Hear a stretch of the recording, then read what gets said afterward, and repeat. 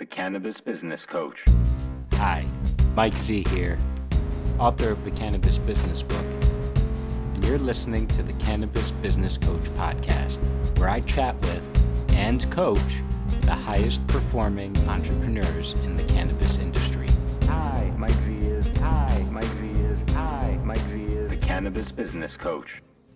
Hi, Mike Z here, and on this episode of the Cannabis Business Coach podcast, I have a special guest. That's Bob Hoban, who is the founder of Hoban Law Group, which has, and you'll correct me if I'm wrong, Bob, but I'm pretty sure is the first and the largest cannabis-focused law firm in the world. Am I right about that? Well, that certainly appears to be correct. That's not to anyone else's detriment, but we've been focused on building it out for that purpose. So I believe that to be accurate, but you never know. Amazing. So that's and you got started in many years ago. Was it 2008, 2009? Yeah. So how I got into this industry was. I'm no stranger to cannabis, and I've always been supportive of cannabis reform efforts. The idea of cannabis as it relates to a legal career would have been defined by being a criminal defense attorney as I was going to law school, and that's not something I've ever done. I did work as a public defender one summer during law school, but I was not on the path necessarily to becoming a criminal practitioner. That's very, very challenging and difficult work. I found my role in practicing on the civil side in working for a federal court and a state court judge. And ultimately, how I got into cannabis, the practice, was my mother was diagnosed with pancreatic cancer in '05. And when she was diagnosed, she was told that she had about 6 months to live. And I grew up in New Jersey, southern New Jersey, and I live in Colorado. My children were very young at the time, so I bought a little condo, and I'd have my mother come out when she wasn't undergoing her chemotherapy in New Jersey so that she could have a relationship with the kids, understanding that this was going to be a short timeline. And I very quickly began to see the impact that the opioids and some of the other regimen of pills took on a human being, particularly someone that wasn't healthy, and particularly someone that was, that had a hard time eating anyway, which is always, the basis. You have to eat to take an opiate just to not have that destroy your stomach. And then you don't have an appetite, so you can't eat. It's sort of this catch-22. So my initial thought was, I knew about the medicinal properties of cannabis, but very minimally. So that thinking about how can I help my mother at least get an appetite, if not an attitude adjustment. And we know that cannabis is reliable for both of those things without the science. I mean, anecdotally, time and again, you can understand that those things are necessarily connected.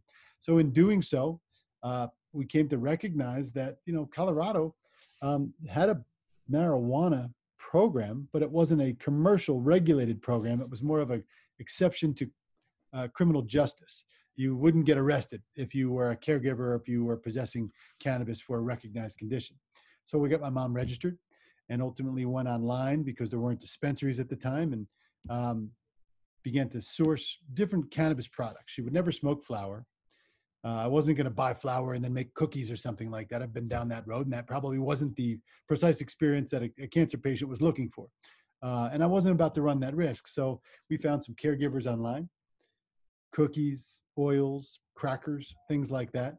And then it helped her. And she lived for 3.5 years, 3 of those years with no opiates whatsoever. So pretty remarkable introduction to me to what later became a cannabis industry. As a result of that, we opened up or helped open up some of the first dispensaries here in the state of Colorado. And then recognizing that was a niche that we were uniquely experienced in, and we took that show on the road. So that's how I was introduced to the practice of law as it surrounds cannabis in a way that you would have never seen. Like I said, not as a criminal practitioner. Amazing. Oh, thank you for sharing that story about your mother and how you got into the cannabis business. And that was the start of things. And since then, you've done a tremendous job in just building out the Hoban Law Group and giving, so many other attorneys an opportunity to work in the industry and to support this industry and to grow this industry, which ultimately you can't do without help on the legal side of things if you want to do anything in this industry, because it's so regulated and so complicated. So, you've really been a pioneer in this industry and helping to grow it. So thank you for all that you do, and I'm excited to have you here and to ask you, what does the cannabis landscape look like to you right now? That's a great question. And again, thank you for having me. I appreciate being here and enjoy this conversation already. To think about what does the cannabis landscape represent, to your point a moment ago, you kind of have to look back and see where it's come from. Now, we as an industry would not be here if we didn't get to stand on the shoulders of decades and decades and decades of hard work by so many reform activists that set the table so that it was even possible to have a medical marijuana program looked at a state level, with respect and as a viable policy alternative. So many folks had fought and suffered and led the way so that it could become the cannabis industry. I always like to say, what happens when a movement becomes an industry? Well, that's what's happening before your very eyes, right? You're seeing this notion of a movement surrounding marijuana, whether for medical use or simple criminal justice reform or adult use, being transformed into something that's regulated. And now it's global. So that's perhaps the most exciting thing. And, to your point, I have tried to do everything. I've tried to do as much as I possibly could, because that's just the way my mind operates. I wanted to get myself involved in so many different things early on. I began to teach at the University of Denver from 2011 to 2016, teaching cannabis policy, regulations, and advocacy. Very proud that so many of my students now work in the industry and make a good living doing so. When they came into my class, wide eyes saying, well, we're going to talk about cannabis, as if it was a taboo topic, so, as you've probably seen many, many times. And the idea that there's such a thing now as a cannabis attorney. People go to school specifically to be a cannabis attorney. You don't set out to do these things. You just work hard for your clients and you follow your ambition and you drive and, you roll up your sleeves and you get things done. And ultimately, it leads to where things are today. Then there's been challenges from a legal perspective as to whether it's ethical under the rules of professional conduct and responsibility to practice in this area, although most of that is clear now. But given all those things, where we are today is we're at a very exciting time. This time, though, does not make the activist folks extremely happy sometimes. Sometimes they look at the work that they've done and they've said, we never intended this to be a privileged endeavor that's regulated at the states for tax dollars and driven by money and driven by folks that don't have anything to do with cannabis reform, or at least traditionally haven't. So that has ruffled a lot of feathers. I recognize that, and I've sort of tried to take that mantle and say, my job, as I perceive it, is not so much to change the law. That's been done. It's then what happens? How do you take that and do it in a way that causes public policymakers, soccer moms in Indiana, hockey moms anywhere in Canada, so forth and so on, to look at an industry like this and go, you know what? They're regulated. They act like good citizens in our neighborhood. This provides a quality product and a quality service that's safe and consistent in terms of access, whether I like cannabis or not. Why should I stand in the way of somebody else getting it? I feel like that's where we're at today. And unfortunately, that's caused a lot of money to come into the industry. There's a rise, there's a fall, there's a rise, there's a fall. But largely, the fact that it's global now in scope, and that it's attracted mainstream attention, those are victories, whether we like it or not. So I want to share a quick anecdote with you, because you mentioned the cannabis attorney and how that wasn't really a thing before you created that mantle and that opportunity for a bunch of attorneys. And to your point, yes, I know I've spoken to several people who are in law school only to become cannabis attorneys. And so the quick joke I want to share with you, and not a joke, anecdote, is, you know, when I was a kid, my dad always used to tell me, you need to become a lawyer. Go to law school when you grow up. You'd make a great lawyer. Go be a lawyer. And I was never into that. And I was like, no, I don't want to do the school and pay for it and all that stuff. And, you know, years later now, having been in the cannabis world and in the business world for a little bit, I think back and I'm like, well, if I knew that cannabis attorney would have been a thing, I probably would have done it. Yeah, But yeah. you know, I guess hindsight is 2020. Anyway, I wanna ask you, because I'm hearing you bring up a really important thing of you know, the decades of advocacy and activism and really courage and risk taking that happened to pave the way for an industry to even be able to exist. And I'll reserve my judgment for now on what it is today.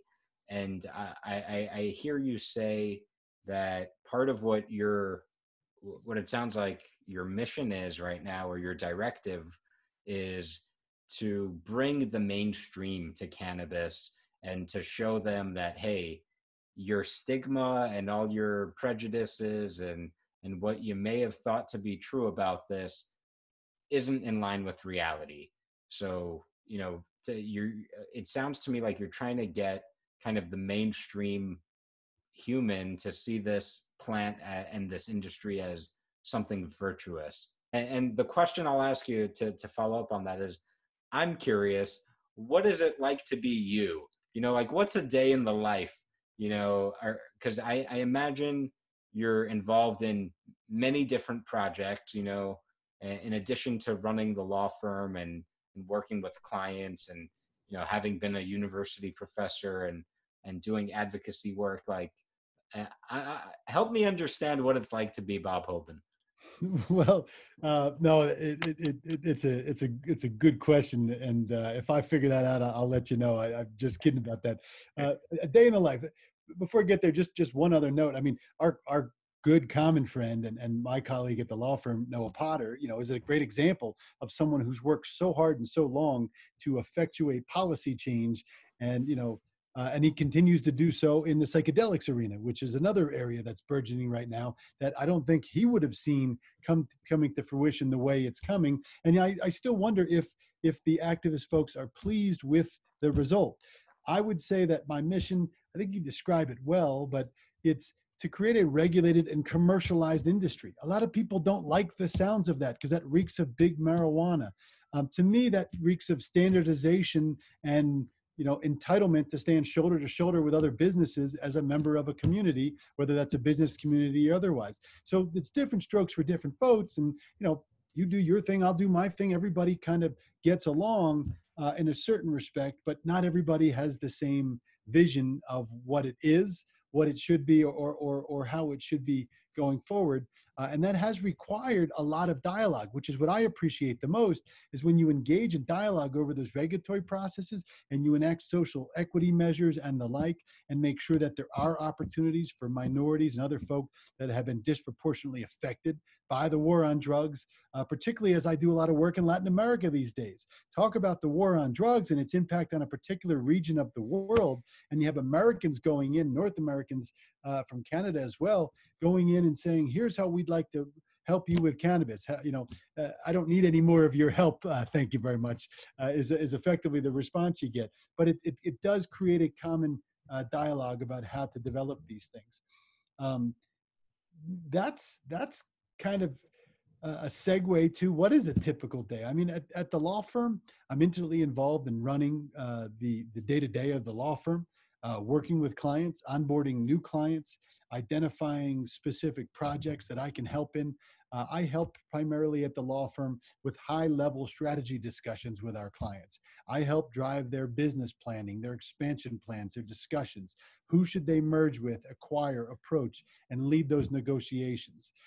We get involved in a number of different legal issues at the law firm in our 5 distinct practice areas, which are litigation, IP, corporate finance, tax, our international practice group, our marijuana and our hemp regulatory practice groups.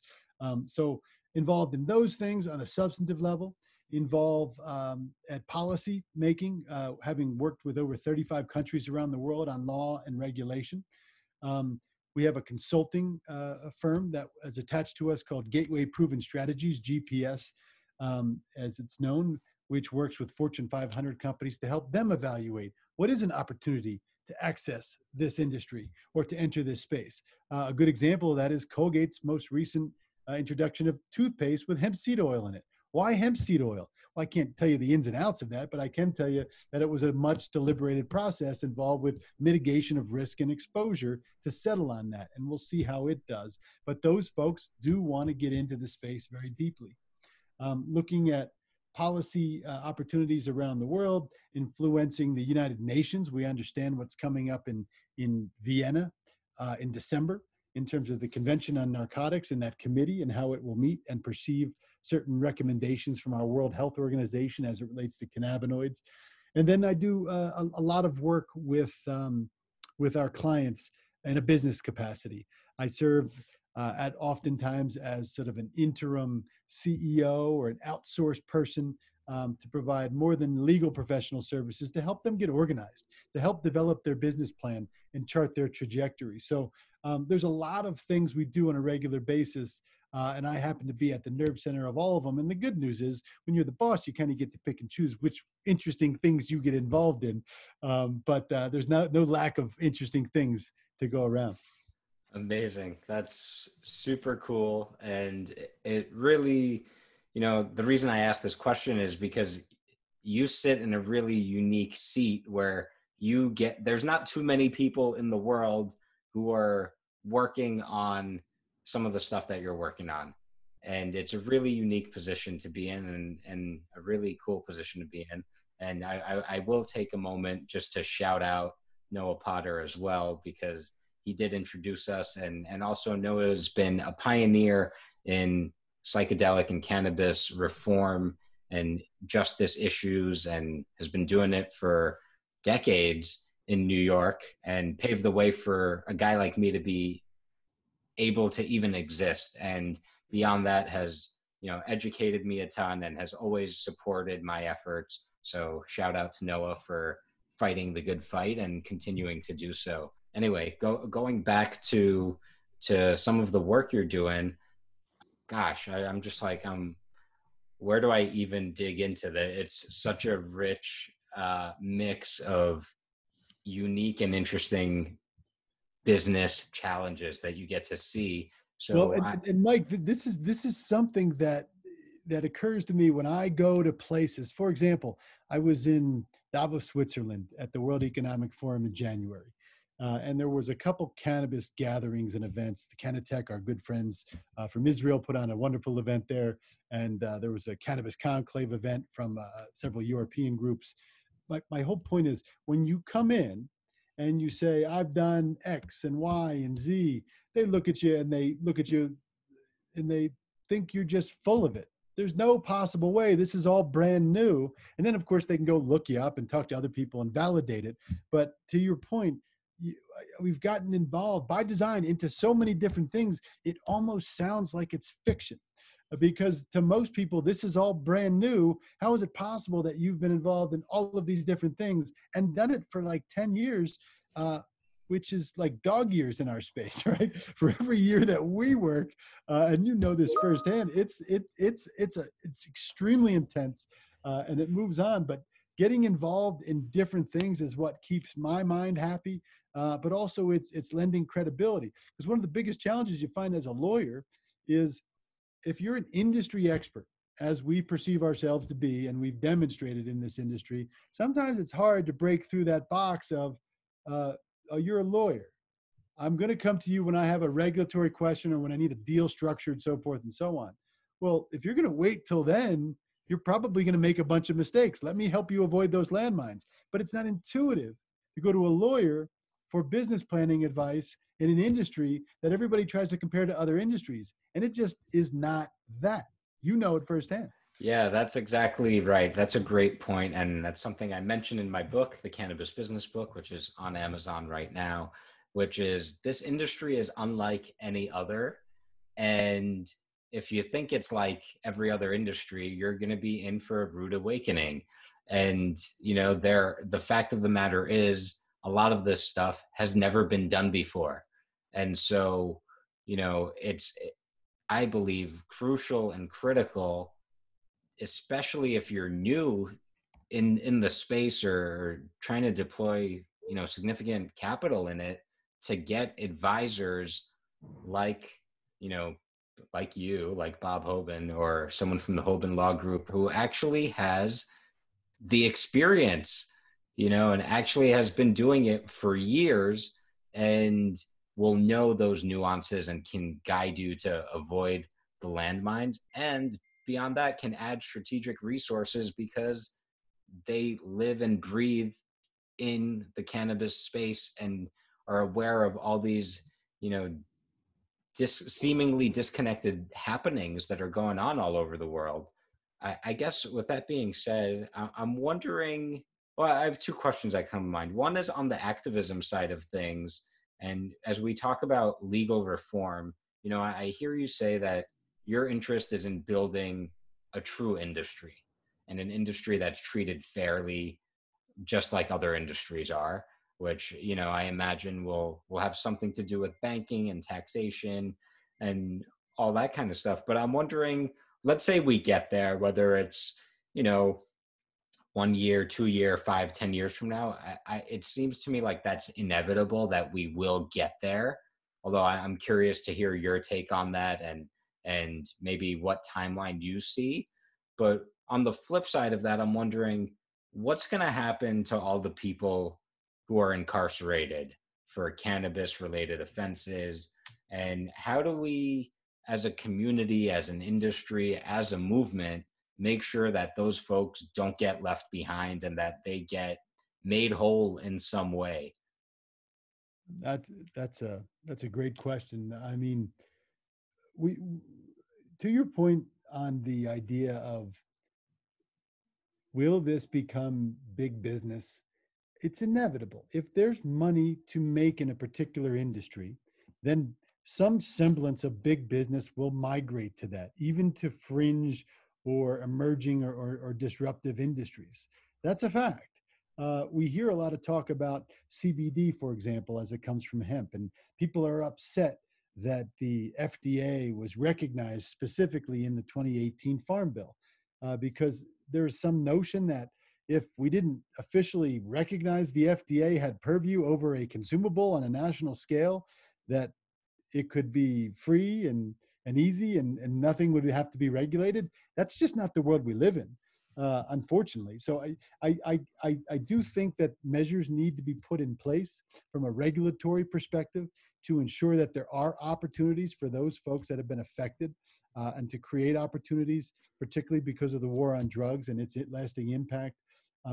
But make no mistake about it, this is going to be big business. That doesn't mean each individual dispensary store or the like is going to be part of a conglomerate. In fact, maybe it won't.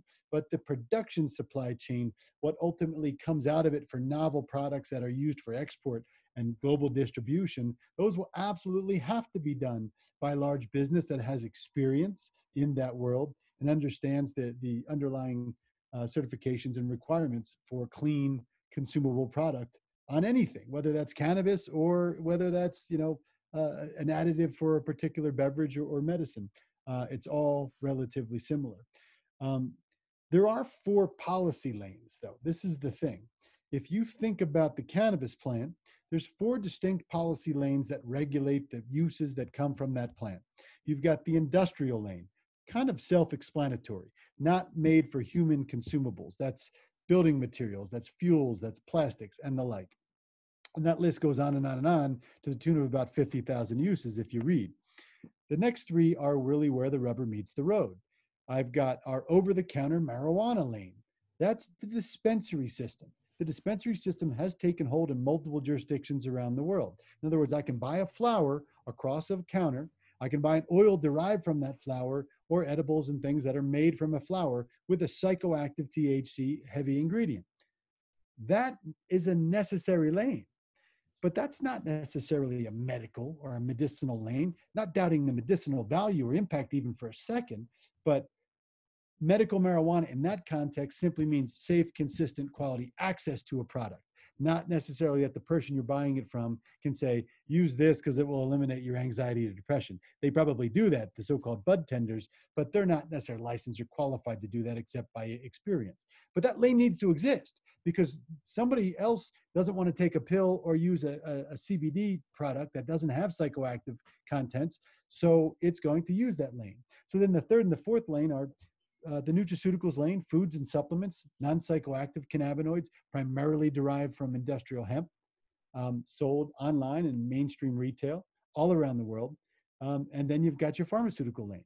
All three of those consumable lanes work together to provide the broadest access to both patients and other people that use this product. So why wouldn't we want it to be commercialized as long as all of those lanes will be respected? And thus far, they have been. Now, when you bring that forward and you view it through a criminal justice lens, I don't view it through a criminal justice lens necessarily, because I view the plant as having four distinct uses or four distinct commodity type lanes, as I just tried to describe.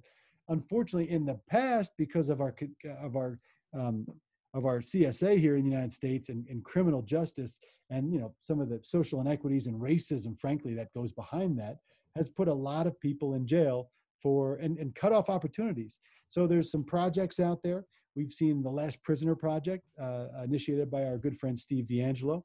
The executive director of that program is one of our fine IP attorneys, Sarah Gersten.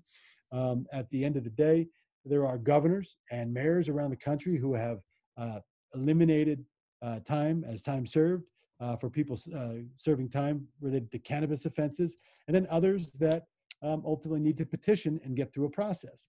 So those things need to get fixed. There's no question about it. But it's not the first time in history that something was illegal for so long, and then all of a sudden it's not legal. Look at, apartheid, for example, in South Africa. Another example of something that was easy to run afoul of the law and be jailed for. A great example, of course, is Nelson Mandela. And then when the law changed, all of a sudden you had people serving time for something that's now legal. So it's a little bit apples and oranges, but there are instructive ways that that social justice has been enacted when something that had been illegal for so long is all of a sudden made legal.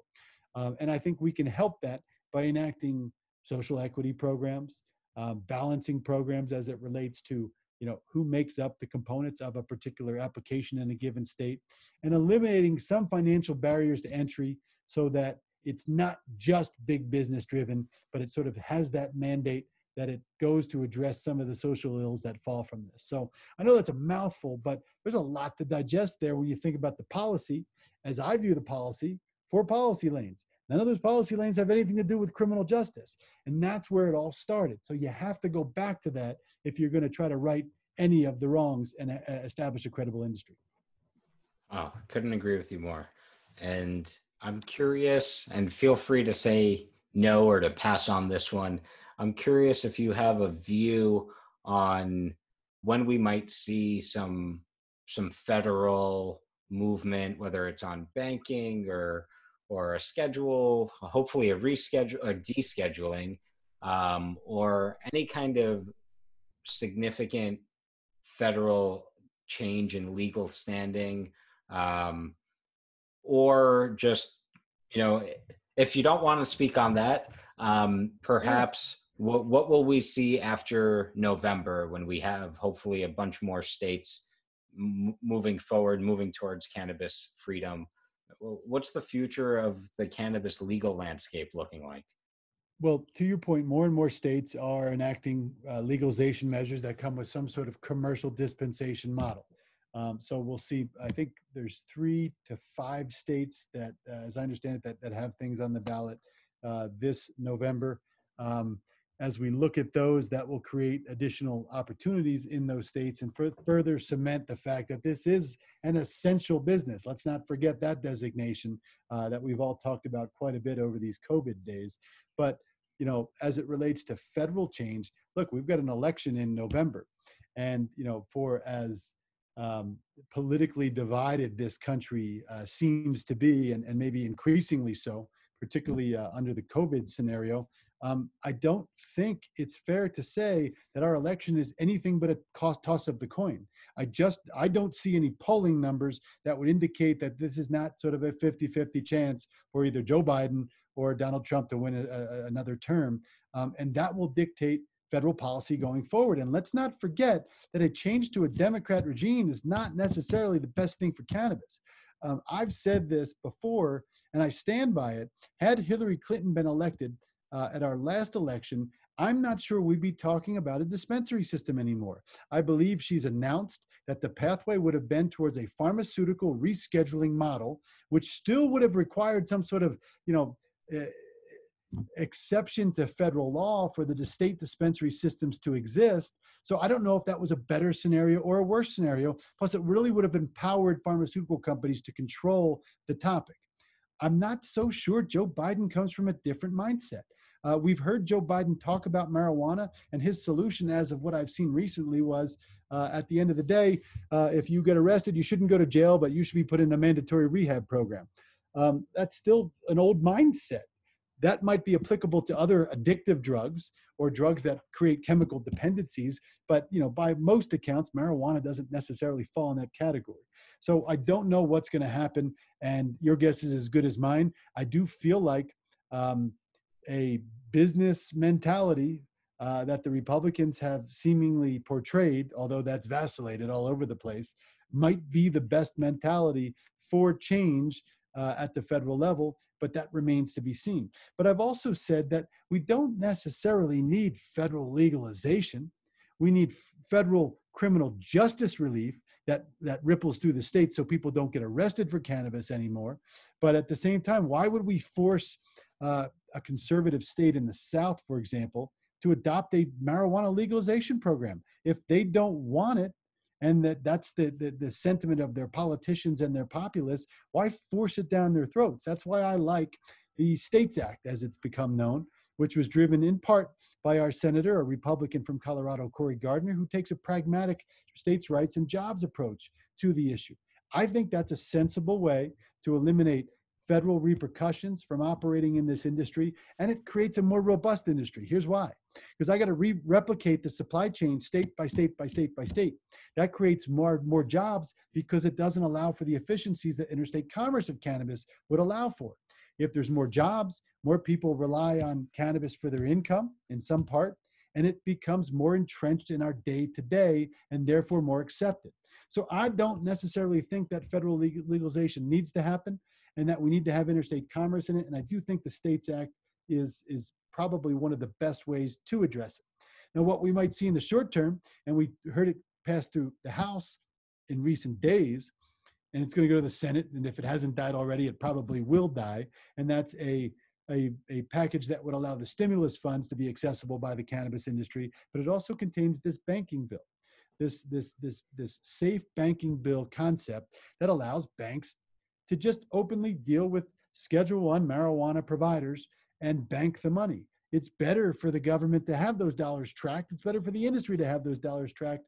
Why it continues to turn the other way and say, operate in cash, or at least pay banks a punitive amount to have a bank account, why they think that that's okay and in the public's best interest doesn't occur to me to make any sense. But that's probably the most realistic thing that we have in the short term. Although, would it surprise you if Donald Trump, a week before the election, says, vote for me and I'll legalize cannabis? It sure as heck wouldn't surprise me, because anything goes these days, unfortunately, in our political world. Totally. I think he's almost at the level where everything he does is surprising and not surprising at the same time in this incredible paradoxical way. But you mentioned cannabis becoming recognized for being essential, and you have a podcast that's all about cannabis and the coronavirus. what you need to know. So I just wanted to ask you really quickly, kind of what's the latest there, or, I've asked just about everyone who's been on the podcast so far here of how COVID has infected their business, and the answers have ranged from dramatically to not at all. So I'm just curious from where you sit, what's the latest on that? Well, certainly, and thank you for the shout out on that. Yes, we launched a podcast we call the Hoban Minute. We've got about 40 episodes, and it's gotten a lot of listeners over the last couple of months. We didn't intend to come out focused on COVID and cannabis, but that's just how time played its hand for us. As it relates to the scenario, we saw in recent days that that the New York Post, I think, was the first article to come out that said cannabis does have the ability to mitigate human beings' potential, not exposure to the risk, but to the infection risk. In other words, the way it's been described to me is if you take two pieces of Velcro, they stick together because one side hooks into the other side. But if you turn one side over, they don't stick together.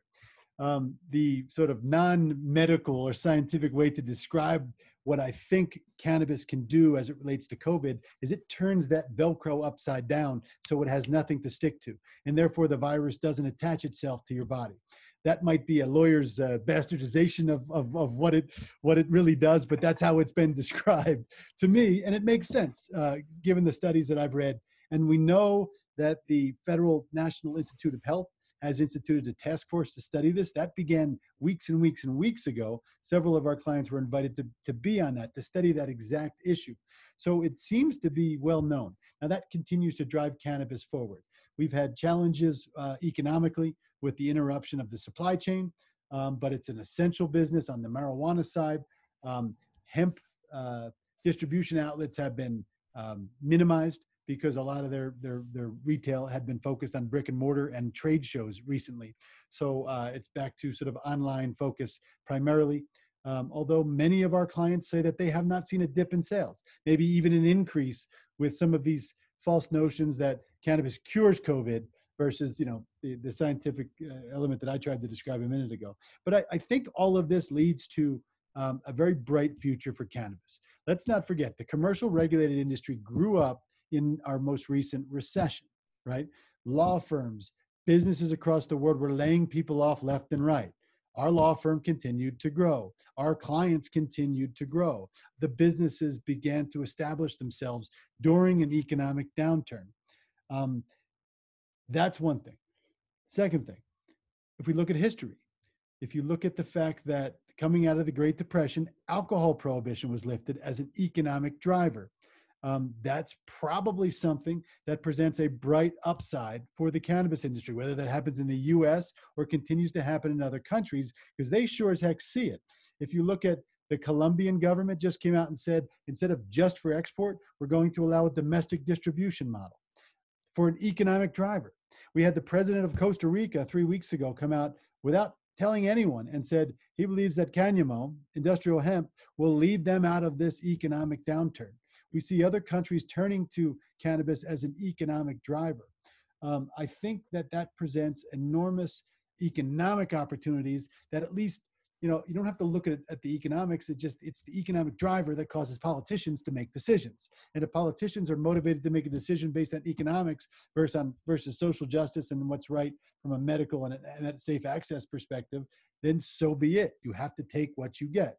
So I do think that it will continue to increase in stature and organization and global impact because of those things. And we're seeing it happen in real time. Our consulting firm just got a call from a Middle Eastern government 2 weeks ago to say, how can you help us understand what our options even are?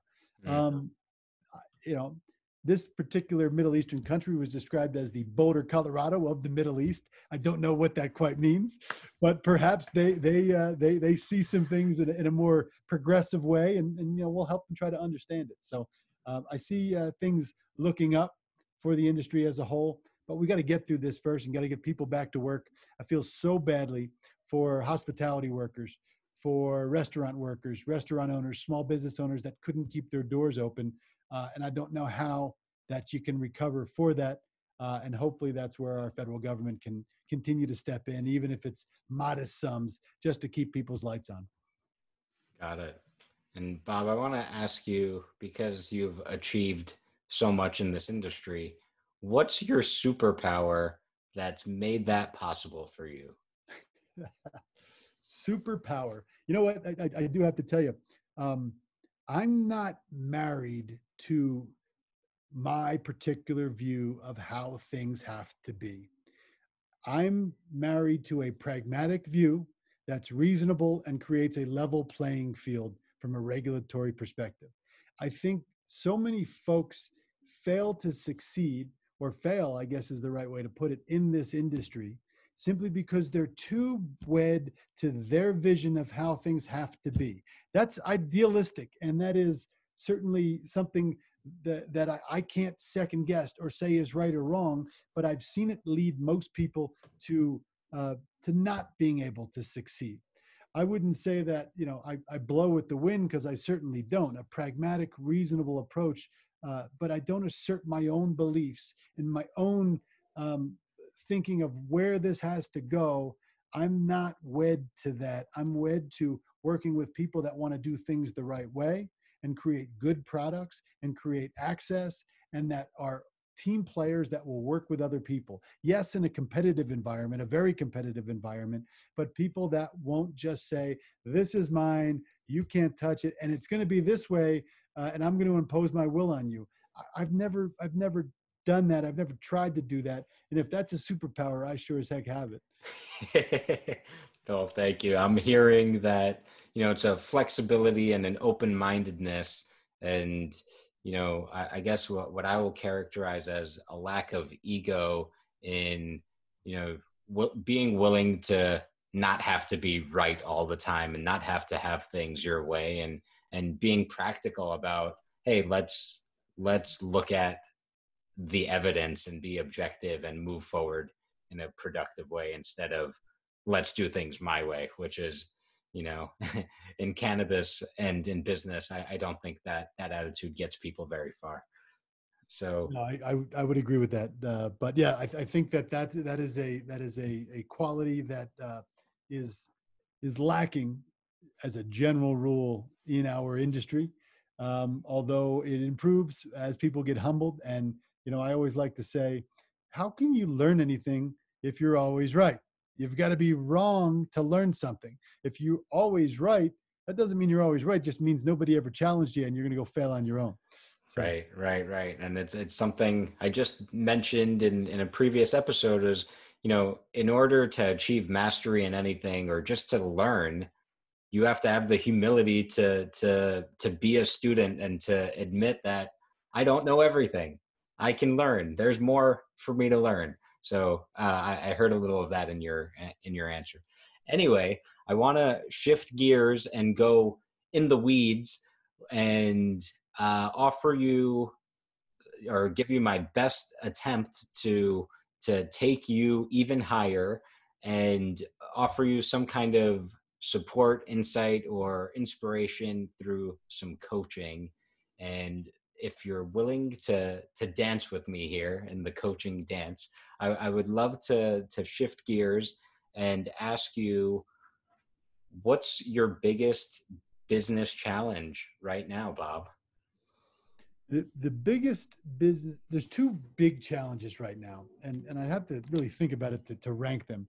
The first is how to operate as an American-based company in a global environment in this space, when America has such a stigma for its drug war, and things that have flown from that, and just the idea that Americans tend to go out and impose their will on other people around the world.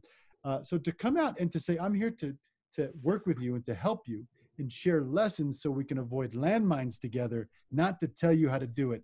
That's a particular challenge. And then the second challenge is somewhat related, and that is, how do you build a business, continue to grow a business when so many people come in every week and every day and every month and say that they're an expert in this industry. And you know darn well that they're not experts. That's not saying that I'm an expert and they're not, but you know darn well they don't have the experience because they can't possibly have the experience. And to our point earlier, it's not uh, your grandfather's industry. It's a different industry than most people anticipate. So to understand that you do need expertise within the industry, and that can come in all shapes and sizes, and that you simply can't come in with outside experience and go, I'm a cannabis industry expert because I have a skill set that lends itself well to the industry. So they're very much aligned, but they're different topics. But those are major challenges. So I'm hearing the first one is how to operate as an American company, and I'm guessing this is more of an issue in the industry goes more international, which has been happening for the last few years, and how to operate with that kind of association that people abroad may have of Americans that's not necessarily so pleasant. So that's one. And then the second one, I kind of need you to give me a little more on that, because the second one was about, all of these people are constantly coming in from other industries and claiming to be experts. And so is the challenge competing with them and kind of having your expertise recognized, or what's the actual challenge there for you? What's the real question there? A lot of what we've done to succeed over the years is we've saved people from themselves. We've helped bring context and reason to their decisions, not just based on what their heart or their ego tells them to do, especially as it relates to this space. So, for example, if you were an investor coming into the space for the last 18 to 24 months, the investors probably would have told you that investing in extraction infrastructure for CBD is the hot topic. Go in that direction. Well, that was oversaturated over 2 years ago. But this new expert who comes and learns about CBD and says, by all my metrics, this is the place to be, they have no context. So it is a competition thing on one hand. How do you, but fundamentally, how do I get to that client before they do, under the guise of, let me save you from yourself and save you from making a mistake that I know you're going to make, not because I'm guessing, because there are repeatable patterns in this industry, and we've been around long enough to identify and standardize those patterns. So it's a challenge for competition. It's a challenge for business, but it's also a challenge for folks within the industry to achieve credibility with those coming in from the outside, especially if they've got better pedigree, longer corporate experience, and the like. Does that flesh it out a little bit better? Yes. And it actually, yes, thank you. So it actually brings up a question that I meant to ask you and forgot, which is, nowadays I've seen in recent years a lot of the white shoe law firms and kind of the big mainstream corporate law firms also start playing in the cannabis space. And I was curious what it's like to have to compete against them when, they, I'm guessing, don't really have much cannabis experience for the most part. But I'm gonna table that for now. Both of these questions are in the world of client acquisition, business development, business growth, and I'm wondering if there's either one that feels more difficult or scary or important for you, and then I would say let's focus on that one for the rest of our time here. I think it's probably the business growth part of it, because at the end of the day, it's a new industry, even though we've been working in it for an extended period of time. And as we continue to grow our business, when is it time to stop growing?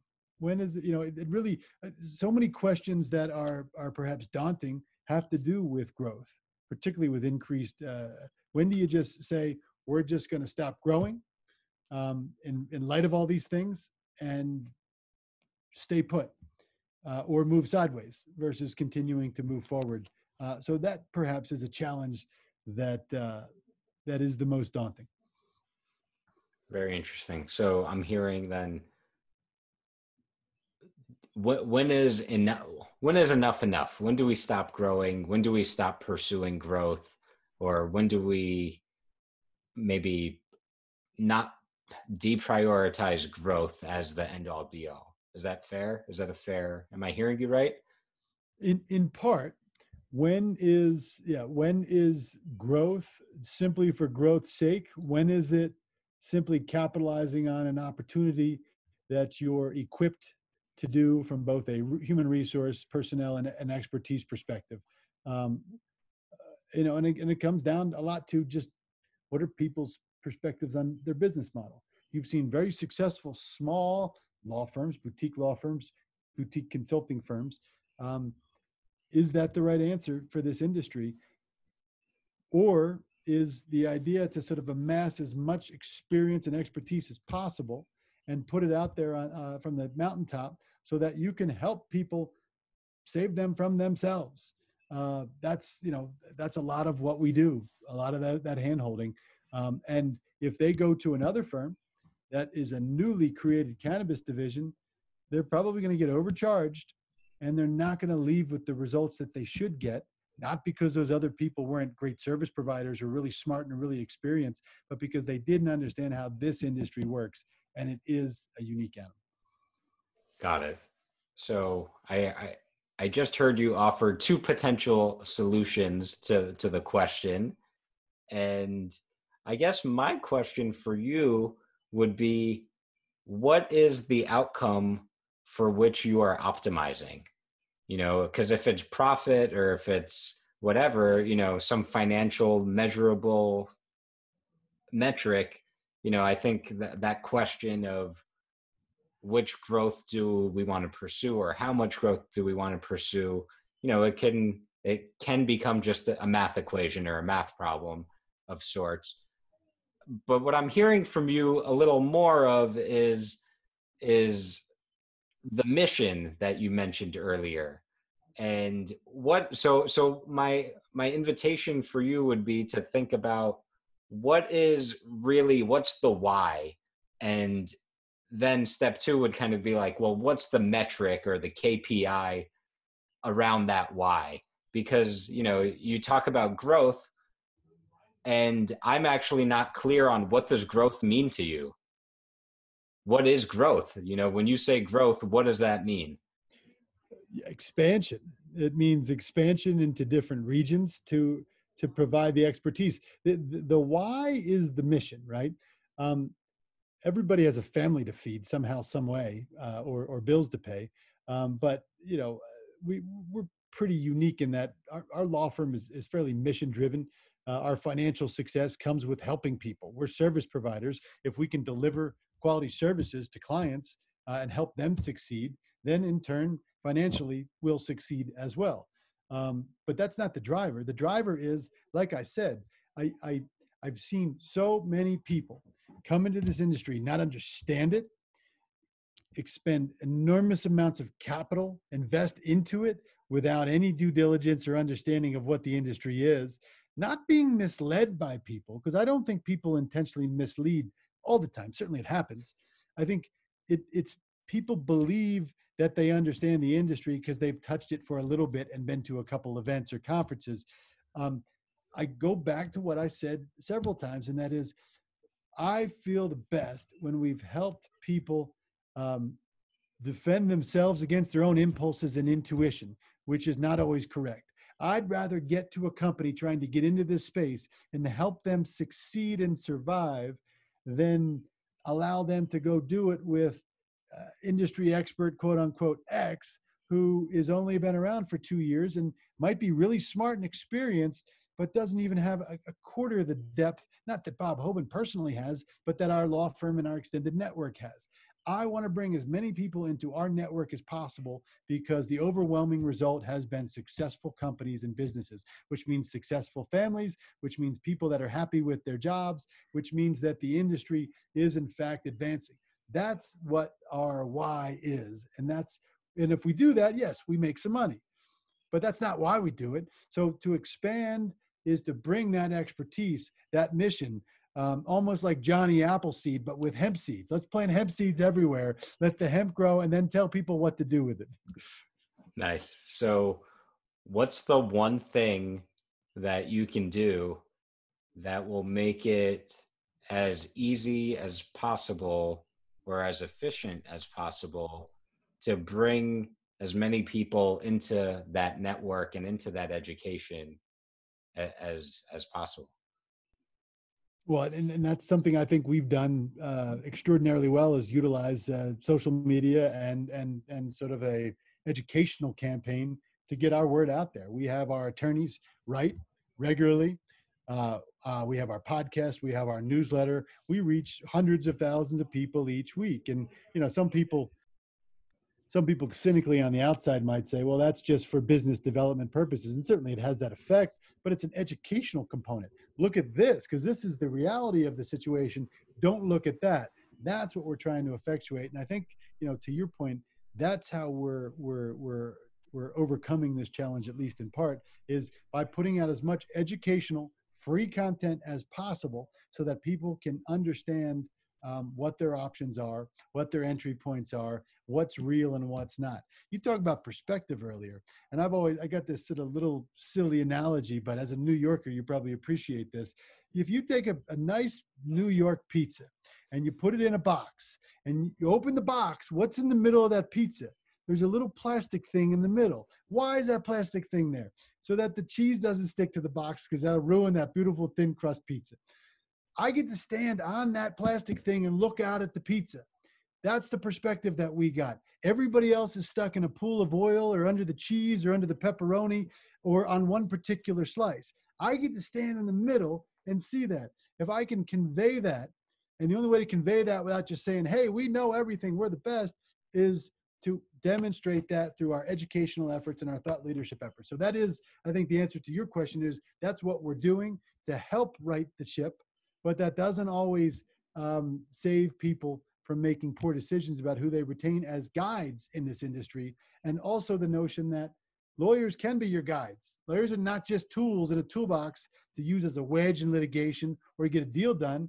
But in this case, lawyers, particularly ones that have been around, we're industry experts. And that's a part that I think we try to convey through our educational platform.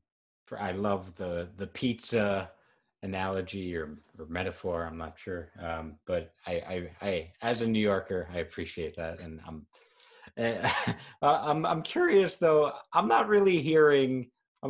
hearing a major challenge here, because it sounds to me like you kind of are already doing what it is you need to be doing for this growth. So I'm wondering if there's something that I'm missing here, or if there's something deeper here that, maybe there's a roadblock or something else at play here. Well, I suppose it's we're doing it, but how do you get that information that we put out there to be recognized for what it is? Accurate, unbiased, real-time industry expertise, not just one channel of one company trying to provide content for marketing purposes so it can just generate business. Yes, that's the result of the efforts, but that's not why you do the efforts. You do the efforts because you want to be the leader by being honest brokers and of information, and to help people succeed.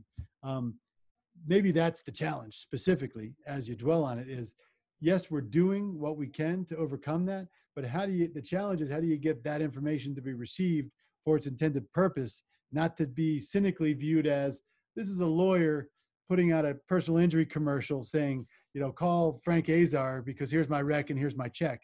It's not that at all. In fact, it's the exact opposite of that. And yes, lawyers can be benevolent and have more altruistic purposes, although we don't always see that. Right. So it's, how do you get the recognition from potential clients or from even industry insiders or other folks who, how do you become a resource for that is, or develop the brand of, hey, these guys are the trusted resource. Their stuff is good. They have quality education for anyone and everyone. and they know what they're talking about. They're vetted. I think that's a very good way to sort of summarize, what that challenge is. And it becomes frustrating, particularly when you see folks put something out there that is just not accurate, but it's not because they're trying to mislead. They just don't understand the information that they have and how it's played out, or they think that these things haven't been addressed before.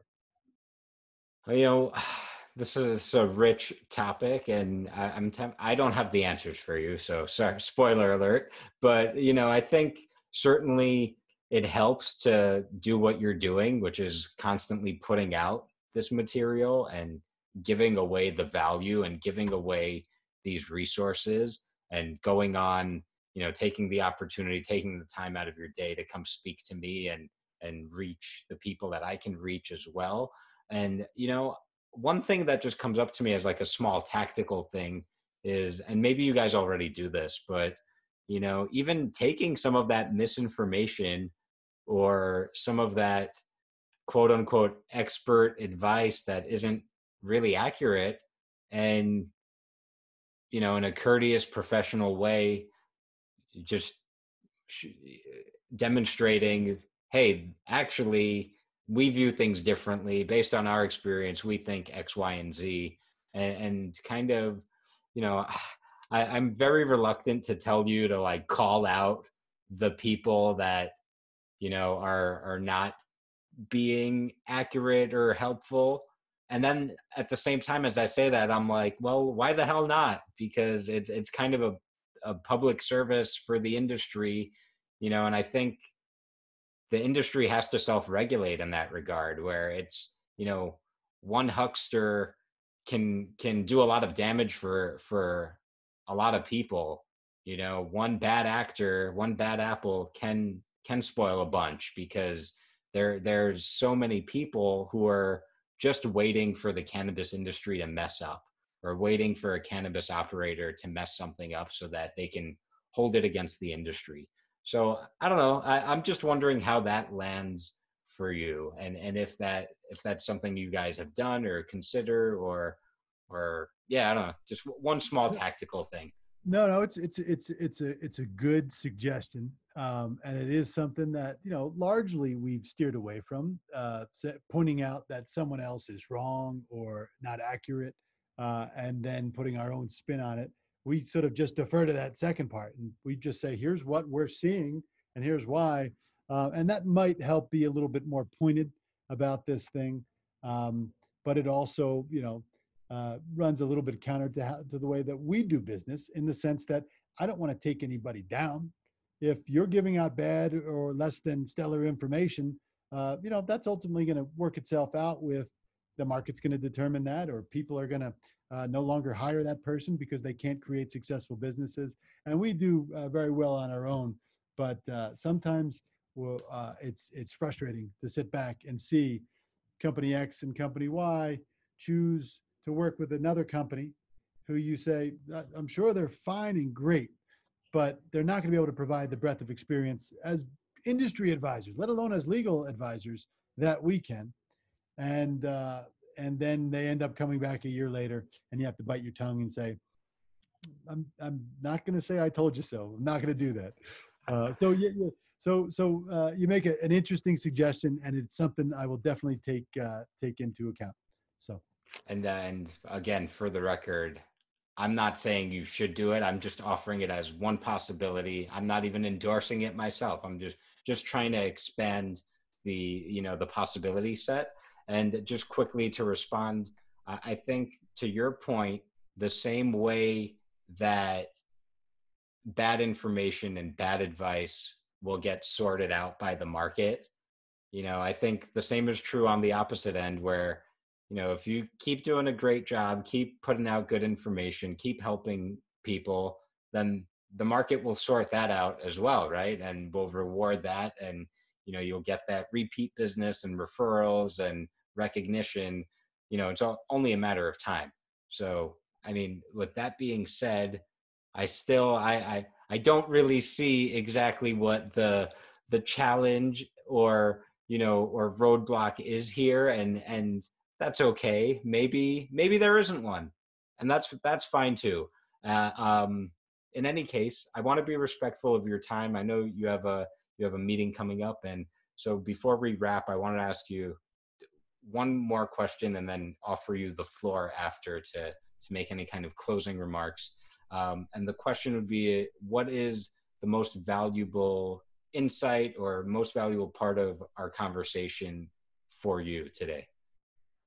Well, first of all, I'm glad to connect with you. I'm not just saying this, but I've read your book. I've talked to others that have looked at it. It is a tremendous objective perspective with multiple perspectives about what this industry is. And it sort of goes to what we were talking about a minute ago, is if you don't even understand what the industry is, which you must glean your own common ground from a bunch of other people's perspectives and help shape that, then you don't even have a chance of succeeding in there. So I appreciate your time.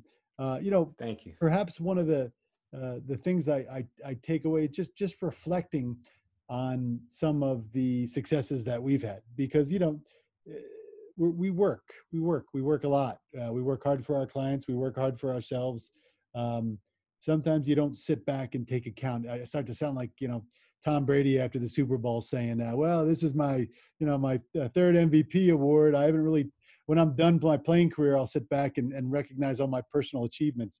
So that is, it's nice to think about it from that perspective, because we don't always take time to reflect on things that we have succeeded at, and you know. Either accept or pat ourselves on the back. So thank you for bringing that up, because it makes me go, wait a second. I'm either old or I've been doing this for a long time, but I've certainly been around for a little bit. But that's much appreciated to highlight some of those things. So thank you for that. Awesome. Well, I'm delighted to hear that. And I think this is something that high achievers and highly ambitious people often do, is forget to celebrate their successes along the way, because they're constantly thinking, what's the next thing I can do? What's the next goal? What's what's going to be the next success? And I think it's critically important, especially in an industry as stressful as this one and Yeah. as challenging, to really take some time to reflect on the achievements and more so the contributions, and to celebrate that in some appropriate way. And let that drive you and let that fuel you, and take pride in the you know in the hard work, in the results. And then also remember that there's more work to do, and we got to get back to work. And it's a delicate balance, but certainly, as I said earlier, there's literally few people in the world who have done what you've done.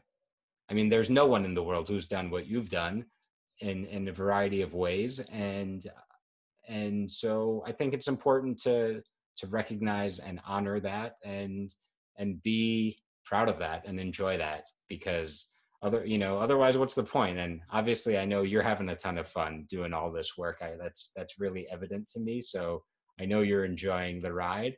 But it's good to stop every once in a while along the journey and look out and say, wow. So I wanted to offer you that. And then before I let you hop, I just wanted to give you the chance to make any closing remarks, or mention anything that maybe we didn't mention, or just even say something to the audience as parting words of wisdom, anything like that. And feel free to pass. No, I would sum it up this way. Again, it's a pleasure to talk with you and work through some of these things, and just reflect a little bit. I'll close with just a couple of quotes from folks that have shaped my life. And to your point, something that the great Jerry Garcia once said is, "I've opted for fun in this lifetime." That's absolutely something that I live every single day about. And when I say I work hard, not to the exclusion of fun, most of the work is a whole lot of fun, particularly in this industry. And then I'd say, as it relates to our law firm and some of the things that we've talked about, and this is Bill Graham, the longtime promoter, manager of the Grateful Dead. Um, uh, we're not the best at what we do. We're the only ones that do what we do. And that's one of the things that I go to sleep every night smiling about. So thanks again, Mike. I appreciate everything. That's awesome. I love that. Thank you for that. Hi, Mike Z is. Hi, Mike Z is. Hi, Mike Z is the cannabis business coach. Hi, Mike Z is. Hi, Mike Z is. Hi, Mike Z is the cannabis business coach.